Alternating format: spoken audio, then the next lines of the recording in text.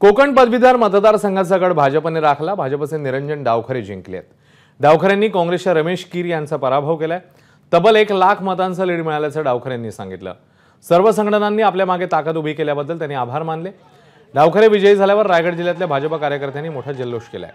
निरंजन डावखरे कोकण पदवीधर मतदारसंघातून तिसऱ्यांदा निवडून आले आहेत।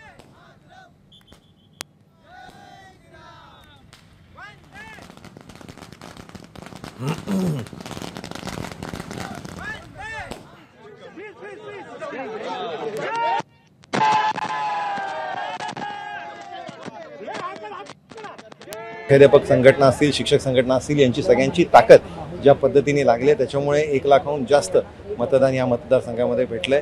आणि खऱ्या अर्थाने या राज्यामध्ये भारतीय जनता पार्टी म्हणून काम करत असताना, माननीय फडणवीस साहेबांच्या नेतृत्वामध्ये काम करत असताना, त्याचबरोबर राज्यामध्ये सरकार म्हणून माननीय शिंदेसाहेब आहेत, माननीय अजितदादा आहेत, यांच्या नेतृत्वामध्ये काम करत असताना आणि विशेष करून कोकणामध्ये संघटनात्मक बांधणी जी चव्हाण साहेबांच्या माध्यमाने झाले, त्याच्यामुळे हा विजय खरं तर निश्चितच होता। एबीपी माझा, उघडा डोळे बघा नीट।